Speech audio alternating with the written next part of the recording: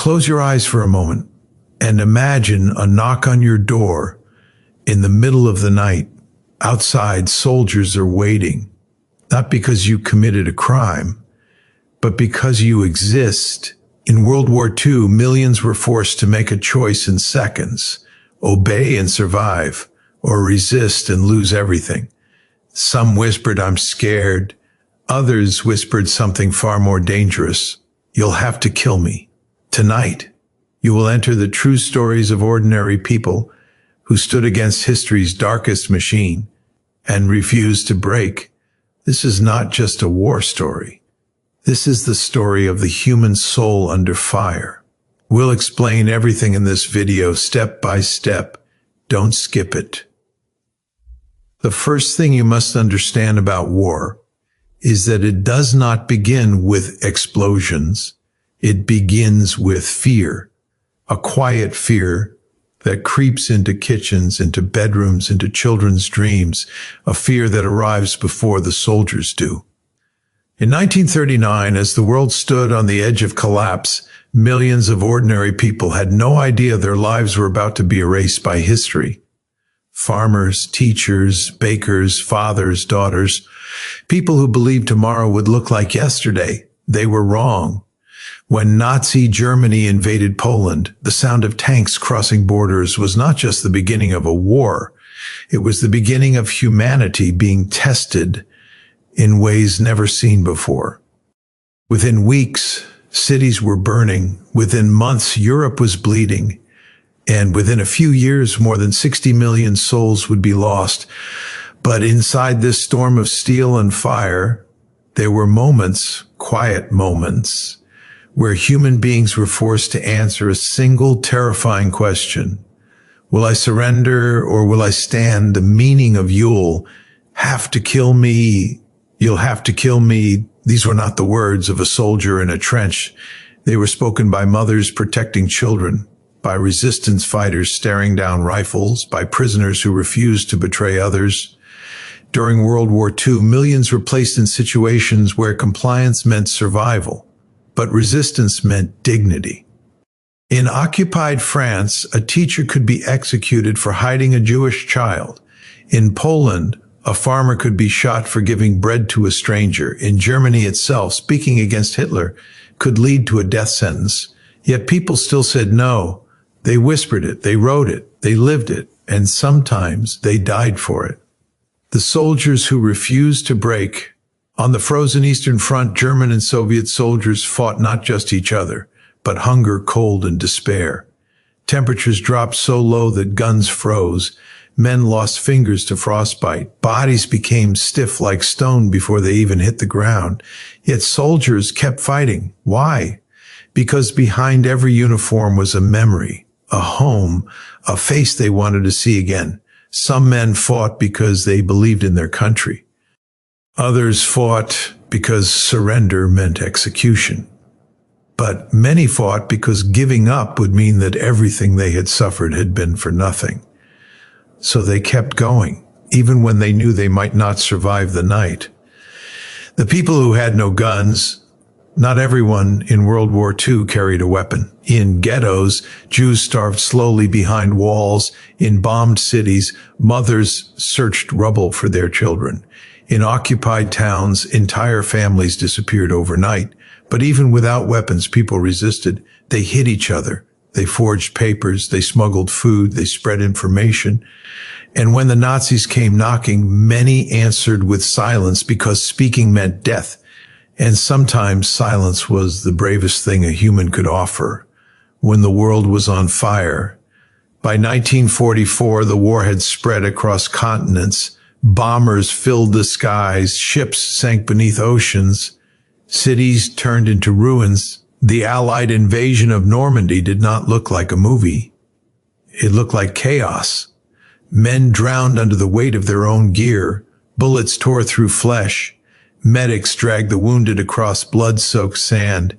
But they kept moving forward, because behind them stood a world trapped in darkness, and ahead of them stood a chance, however small, to end it. Why they didn't quit. Many soldiers wanted to quit. Many civilians wanted to give up. but something deeper held them in place. It was not just patriotism. It was not just fear. It was the belief that even in hell, human life still had meaning, that a child deserved to grow up, that a family deserved to survive, that evil should not be allowed to win simply because it was strong. So when faced with tyranny, millions chose to say, "You'll have to kill me." The quiet after the storm. When the war finally ended, there were no real celebrations. There were tears, there was silence, there were empty chairs at dinner tables.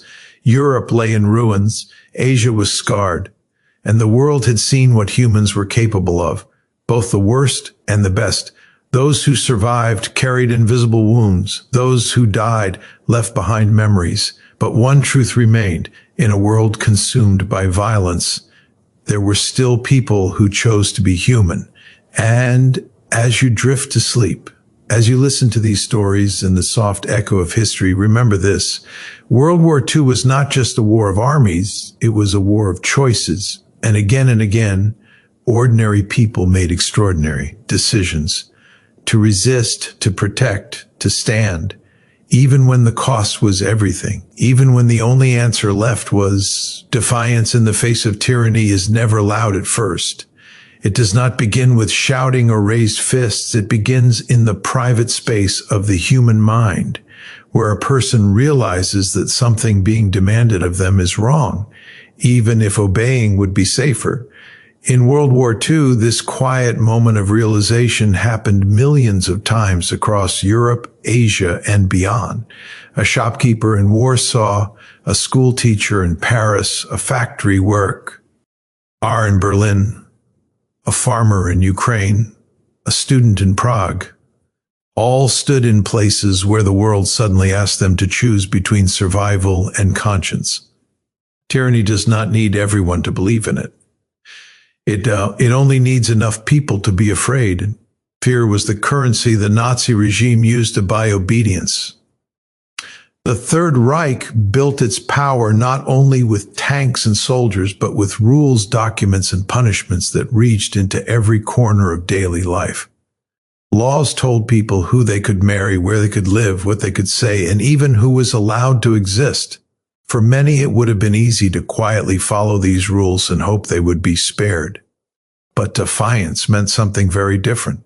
It meant that a human being looked at a system designed to crush them and still chose to stand as themselves.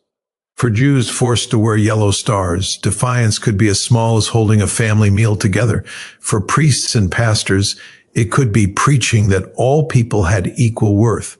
For students, it could be writing leaflets and slipping them into mailboxes in the dead of night. Fear was everywhere. A knock on the door could mean arrest.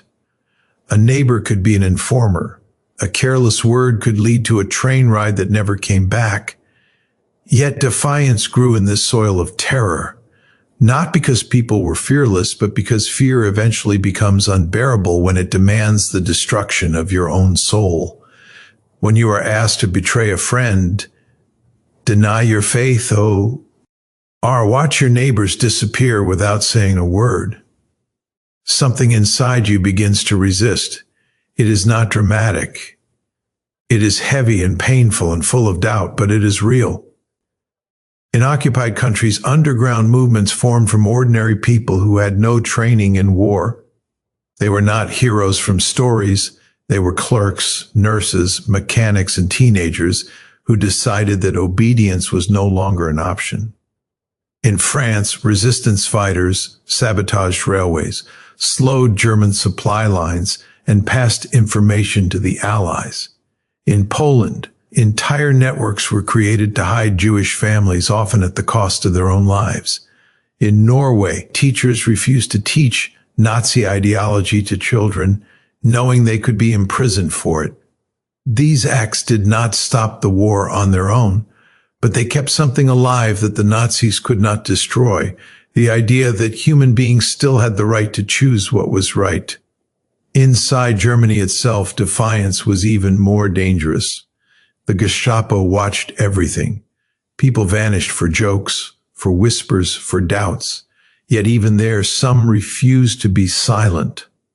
The White Rose Group, made up mostly of university students, wrote and distributed leaflets exposing the crimes of the Nazi regime. They knew what would happen if they were caught. They were caught, tried, and executed, but their words survived. They spoke about conscience, about moral responsibility, about how a society that obeys evil becomes part of that evil. Their defiance was not violent, but it was powerful because it challenged the lie that everyone supported the regime. For soldiers, defiance took a different form. Many were trapped inside an army that demanded absolute loyalty to Hitler. Some obeyed, some did not. There were German officers who secretly helped prisoners escape, who refused to carry out orders to kill civilians, who tried to protect what little humanity they could in a system built to erase it. These men and women lived under constant threat because disobedience was treason, and treason meant death. Yet they continued, not because they believed they would change the outcome of the war, but because they could not live with themselves if they became part of mass murder. Defiance was also found in the camps, places designed to strip people of their dignity before killing them. Prisoners were starved, beaten, and worked to death. Yet even there, resistance existed. People shared food when they had none. They told stories, recited prayers, and held on to memories of who they had been. Some sabotaged equipment in factories. Some smuggled messages. Some simply refused to let the guards decide what kind of people they would become. When everything is taken from you, the smallest act of choice becomes an act of rebellion. Children, too, became part of this story. In ghettos and occupied cities, young boys and girls acted as messengers, smugglers, and lookouts. They slipped through cracks in the system because they were less likely to be suspected. Many were caught, many were killed. But for a brief time, they became symbols of a future that refused to disappear. Their courage was not born from ideology, but from love for their families and a desire to survive with dignity. Defiance did not always look heroic. Sometimes it looked like exhaustion. Sometimes it looked like a trembling hand signing a false name on a document. Sometimes it looked like a farmer leaving bread in a barn for someone who would come later. These actions did not make headlines. They did not change the map of the war. But they mattered because they preserved the idea that human life was more than something to be controlled and discarded. The Nazi regime understood that if people stopped believing in its power, it would collapse. That is why it invested so much in propaganda, in fear, in making people feel alone. Tyranny survives by convincing individuals that they are isolated, that no one else thinks the same way, that resistance is pointless. Defiance breaks that illusion. When one person says no, it gives another the courage to do the same, and then another, and another. Even if they never meet, even if they never know each other's names, they become part of something larger than themselves. By the end of the war, it was clear that tyranny could not erase the human spirit. It could kill bodies, destroy cities, and rewrite laws, but it could not fully control what people believed in their hearts. The voices that said no were sometimes quiet, sometimes silenced, but they never truly disappeared. They remained in the stories told after, in the families that survived, in the lessons passed to new generations. Defiance in World War II was not about winning. Most people who resisted knew they might lose everything. It was about refusing to become what the oppressor wanted them to be. It was about drawing a line inside yourself and deciding that there were things worse than death. In a world where cruelty was law, defiance was the final form of freedom, the last place where a human being could still choose who they were, even when everything else had been taken from them. Ordinary people in extraordinary horror is the true heart of World War II. Because the war was not only fought by generals and armies, but by millions of men, women, and children who never asked to be part of history. They woke up one morning to the same streets, the same kitchens, the same families, and within months, those familiar places became landscapes of fear and destruction. A tailor in Rotterdam, a mother in Warsaw, a baker in London, a fisherman in the Philippines all found themselves living inside a nightmare they could not escape. War did not knock politely. It arrived with sirens, explosions, and soldiers, turning normal life into something unrecognizable. In cities under bombing, people learned to listen to the sky. The distant hum of aircraft became a signal to run, to hide, to pray. Families gathered in basements and subways, stations, holding hands in the dark while buildings above them shook. Children tried to be brave, even when they were terrified. Parents tried to smile, even when they had no idea if their home would still be standing when they came back out. The fear was constant, but so was the effort to appear normal. People still told jokes, still cooked meals when they could, still tried to celebrate birthdays because pretending that life was still ordinary was sometimes the only way to survive. In occupied territories, daily life became a careful balancing act. Every word spoken in public could be dangerous. Every stranger could be an informer. A simple mistake could lead to arrest, interrogation, or worse. Yet people continued to work, to shop, to send their children to school when schools still existed. They did these things not because they believed in the regime controlling them, but because routines created the illusion of safety. Behind closed doors, families whispered their fears, shared rumors of the war, and waited for news that might bring hope or despair. For Jewish families, ordinary life was slowly stripped away piece by piece. First came the laws, then the restrictions, then the ghettos, and finally the deportations. A father who once ran a business might suddenly be forced to clean streets. A child who once went to school might suddenly be forbidden to leave a small neighborhood. The world grew smaller and more dangerous with every passing month. Yet, even in these conditions, people tried to hold on to what made them human. They taught their children, they shared food, they celebrated holidays in secret. These acts of normalcy were not just about comfort. They were about survival of identity. In the countryside, farmers faced a different kind of horror. Armies moved through their land, taking crops, animals, and sometimes lives. A field that once grew wheat might become a battlefield. A barn that once held livestock might become a shelter for soldiers or refugees. Families were forced to choose between feeding themselves and feeding strangers who might bring danger with them. Many chose to help anyway, even when it put them at risk. These choices were made not in grand speeches, but in quiet moments when a hungry face appeared at the door. Children experienced the war in ways that stayed with them forever. Some were evacuated from cities, sent to live with strangers in the countryside. Others stayed behind and learned to recognize the sound of bombs before they learned multiplication. Games were played among ruins. Toys were replaced with pieces of shrapnel. Childhood became something fragile, easily broken. Yet children still found ways to laugh, to imagine, to play, because even in horror, the instinct to be young does not disappear. In places like Stalingrad, Leningrad, and Manila, entire populations were trapped inside battles. Civilians were caught between armies, unable to flee. They lived without heat, without food, without Medici. Nay, people died in the streets. Families buried their loved ones in frozen ground or shallow graves. Hunger became a constant companion.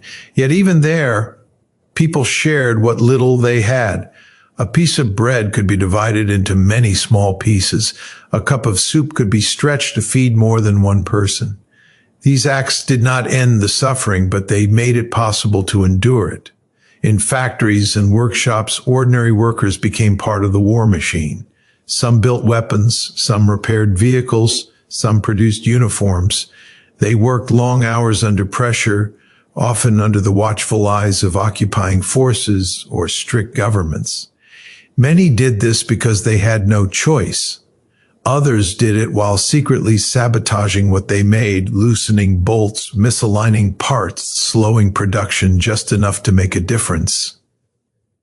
These small acts of resistance were carried out by people who might never see the front lines but still found ways to fight. Women took on new roles as men went to war. They became factory workers, nurses, drivers, and sometimes fighters. They held families together while worrying about husbands, brothers, and sons who might never return. They wrote letters, waited for replies, and dreaded the arrival of official notices. Their strength was not always visible, but it was constant. They carried the emotional weight of the war while trying to maintain some sense of home for those around them. For refugees, the war was a long journey with no clear destination. Millions fled their homes, carrying what little they could. They walked, rode trains, crossed borders, and slept in camps. Some were welcomed, some were turned away. They lost not only their houses, but their sense of belonging. Yet even in displacement, people formed communities, shared stories, and tried to rebuild pieces of their old lives in new places. Ordinary people were not statistics. They were individuals with dreams, fears, and relationships. World War II turned those lives upside down, but it did not erase their humanity. Even in the darkest moments, people found reasons to keep going. A child's smile, a friend's voice, the hope that tomorrow might be better than today. These small things became anchors in a sea of chaos. The horror of the war was immense, but so was the quiet courage of those who lived through it. They did not choose to be part of history, yet history passed through their homes, their streets, and their hearts. Their stories are not always written in textbooks, but they are the true measure of what the war meant. They remind us that behind every battle and every headline were millions of ordinary people trying to survive extraordinary terror while holding on to whatever pieces of normal life they could find. The cost of resistance was never counted only in numbers, because every act of defiance in World War II carried a personal price that reached far beyond the person who took the risk. When someone chose to resist, they were not just endangeri themselves, they were placing their families, their friends, and sometimes entire communities in danger. The Nazi system was built on collective punishment, on the idea that fear would spread faster than courage. If one person was caught, others would suffer. This was done deliberately to make resistance feel too expensive to consider. In occupied countries, the consequences of being discovered could be immediate and brutal. A resistance fighter caught with a radio or a forged document might be tortured for information, then executed. Their home might be burned. Their relatives might be arrested. Neighbors could be taken as hostages. Entire villages were destroyed because someone had hidden a soldier or passed along a message. These were not random acts of cruelty. They were calculated to send a message that no one was safe if even one person refused to obey. Despite this, people still resisted. They knew the risks. They felt the fear every day. But they also understood that doing nothing had its own cost. It meant watching others be dragged away. It meant living in a world where injustice became normal. For many, that was a price they could not accept, even if resistance might lead to death. In France, members of the resistance lived double lives. By day, they worked ordinary jobs. By night, they moved through shadows, carrying messages, weapons, and supplies. They used secret codes, hidden compartments, and trusted contacts. Every knock on the door could be the last. They slept lightly, always ready to flee. Many were betrayed, sometimes by neighbors, sometimes by people they thought were friends. Betrayal was another cost of resistance, because fear can turn even decent people into informers. In Poland, underground organizations worked to gather intelligence, sabotage German operations, and protect Jewish citizens. The price they paid was devastating. The Nazis executed tens of thousands of Polish resistance members and civilians. Prisoners were sent to camps where few survived. Families were torn apart, yet the underground continued because they believed that even if they could not stop the occupation, they could at least refuse to accept it. For Jewish resistance fighters, the cost was even higher. They were already marked for death simply for existing. To resist meant to fight against overwhelming odds with almost no chance of survival. In ghettos like Warsaw, young men and women formed armed groups, smuggling weapons and training in secret. When the Nazis came to liquidate the ghetto, they fought back. They knew they would lose, they knew they would die. But they chose to die on their feet rather than in gas chambers. Their resistance did not save them, but it gave their lives meaning in the face of certain death. In Germany, those who spoke out against Hitler faced relentless punishment. Clergy who criticized the regime were imprisoned. Political opponents were executed. Ordinary citizens who told jokes about the Führer could disappear overnight.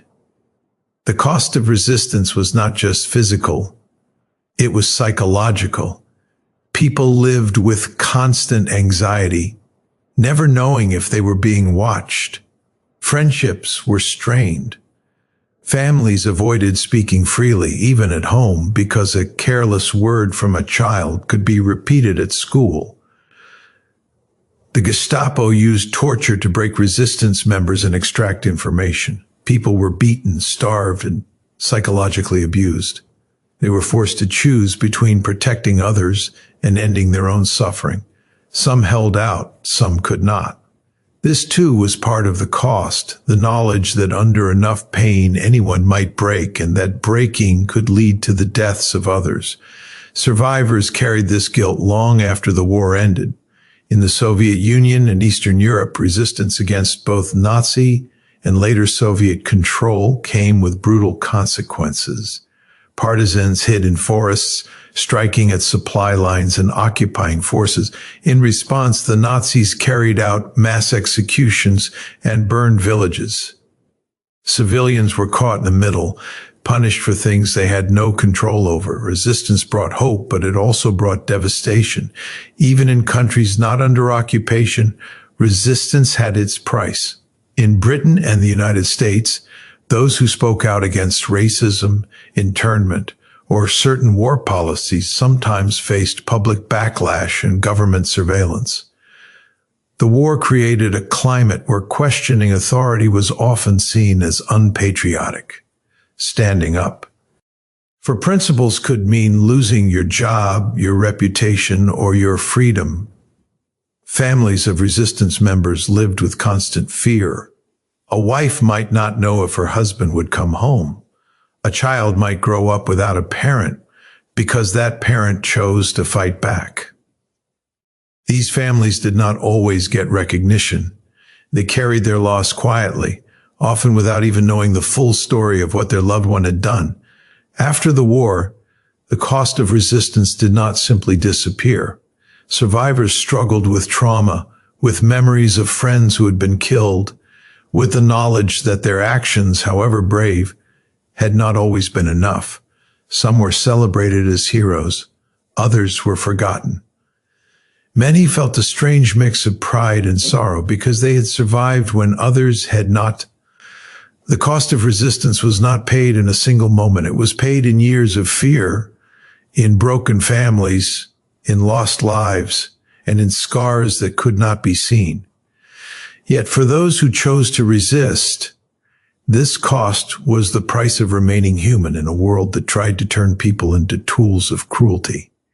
They paid it not because they expected victory, but because they believed that some things were worth suffering for, even if the outcome was uncertain.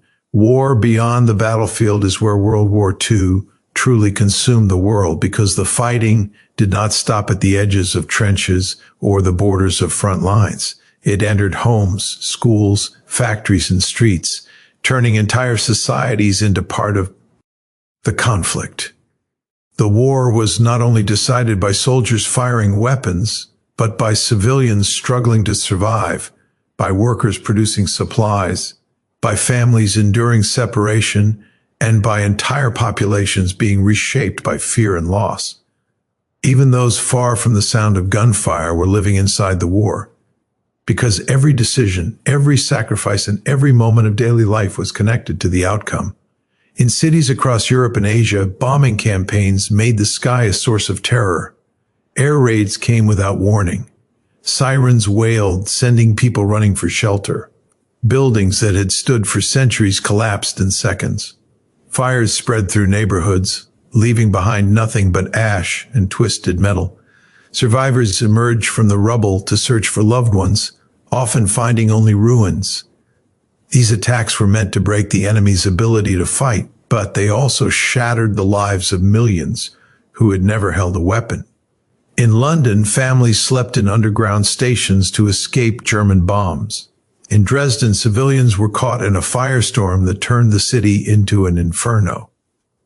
In Tokyo, entire districts burned as American bombers dropped incendiaries. People who had once lived ordinary lives were suddenly refugees in their own cities, carrying whatever they could salvage and trying to find safety in a world that no longer felt stable. Food became a weapon of war. Blockades destroyed farmland and disrupted supply lines led to shortages everywhere. Rationing introduced, limiting how much people could eat. In some places, starvation became widespread. In besieged cities like Leningrad, people survived on scraps, eating anything they could find. Families watched loved ones waste away, yet even in hunger, people shared what little they had, because survival often depended on cooperation as much as on endurance. Factories became battlefields of a different kind. Workers labored day and night to produce tanks, planes, weapons, and uniforms. The pressure was enormous. Mistakes could cost lives at the front. In some countries, women and teenagers filled roles that men had left behind. In others, forced laborers were brought in, working under brutal conditions. These workers were not fighting with guns, but their efforts determined how long armies could keep going. Propaganda filled newspapers, radios, and posters.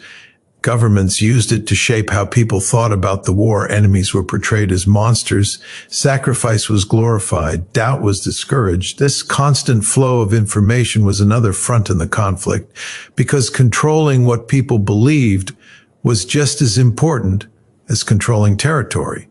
For many, it became difficult to know what was true, but they still had to make choices based on what they heard. Families were separated on a massive scale. Soldiers left home, sometimes never to return. Children were sent away from cities to escape bombing. Refugees fled advancing armies. Letters became lifelines, carrying in words of love and hope across dangerous distances. When a letter stopped coming, families were left in painful uncertainty, not knowing if their loved one was alive or dead. Medical workers faced unimaginable challenges. Hospitals were overwhelmed with wounded soldiers and civilians. Supplies were scarce. Doctors and nurses worked around the clock, often in makeshift facilities. They treated burns, shrapnel wounds, and diseases brought on by poor living conditions. Their work saved countless lives, but it also exposed them to constant trauma. Even entertainment was shaped by the war. Music, films, and theater were used to boost morale. People gathered to forget, if only for a short time, the reality around them. Laughter and song became acts of resistance against despair. These moments did not change the war, but they helped people survive it emotionally. The environment itself was altered. Forests were cut down for fuel and fortifications. Fields were turned into battle zones. Wildlife disappeared from areas of heavy fighting. The physical world bore the scars of the conflict just as deeply as the people who lived through it. War beyond the battlefield also meant that moral lines became blurred. Civilians were forced to make difficult choices. Some collaborated to survive. Some resisted and paid the price. Most simply tried to get through each day. Judging these choices later is easy, but living them in the moment was unimaginably hard. Children grew up too fast. They learned about death, fear, and loss at an age when they should have been learning about games in school. Their memories of the war would shape them for the rest of their lives. By the time the fighting ended, The damage went far beyond destroyed armies. Entire societies had been changed, cities had to be rebuilt, families had to be reunited or mourn those who would never come back. The war had reached into every corner of life, leaving no one untouched. World War II was not just a series of battles, it was a total experience that reshaped the world in ways that would be felt for generations. The unbreakable human will is what carried people through the darkest years of World War II, when everything familiar seemed to collapse at once. Governments fell, cities burned, and millions were uprooted from their homes, yet within this chaos there was something that could not be destroyed. It lived quietly inside ordinary men and women who refused to give up on life, even when surrounded by death. This inner strength did not always look dramatic. Often it appeared as simple persistence, as the decision to wake up another day, to keep breathing, to keep caring, when every reason to stop seemed to be present. For soldiers on the front lines, the human will was tested every hour. They endured exhaustion, hunger, fear, and the constant threat of sudden violence. Trenches filled with mud and water. Snow froze uniforms stiff. The roar of artillery never truly left their ears. Many teached friends fall beside them, knowing that they might be next, yet they kept going. They marched, they fought, they waited, because the idea of returning home, of seeing a loved one again, gave them just enough strength to take one more step. Civilians faced a different kind of battle, one that lasted longer and reached deeper into their lives. They lived with uncertainty. They never knew when the next bomb would fall or when soldiers would come to their door. They learned to adapt to shortages, to fear, and to loss. The human will showed itself in how people rebuilt after every attack, sweeping away rubble, repairing broken windows, and trying to restore some sense of normality. Even when everything had been destroyed, people searched for a way to begin again. In ghettos and camps, the will to live was pushed to its limits. Prisoners were deprived of food, warmth, and dignity. They were treated as if they were less than human. Yet many refused to accept this lie. They supported one another, shared stories, and held on to memories of who they had been before they were in prison. These memories became lifelines. They reminded people that their lives had value, even when the world around them said otherwise. Survivors often spoke of how small things kept them alive. A piece of bread, a kind word, a song remembered from childhood. These fragments of humanity became powerful tools against despair. The human will does not always rely on grand ideas. Sometimes it survives on tiny sparks of hope that refuse to go out. In resistance movements, the unbreakable will took the form of determination. People who risked everything to fight back did so not because they were fearless, but because they believed that surrendering their humanity was worse than death. They operated in secret, under constant danger. They lost friends, they lost family members. Yet they continued, driven by a deep conviction that injustice should not go unchallenged. Even those who were not part of organized resistance displayed remarkable resilience. Parents protected their children. Teachers continued to educate, even in ruined classrooms. Doctors treated patients with almost no supplies.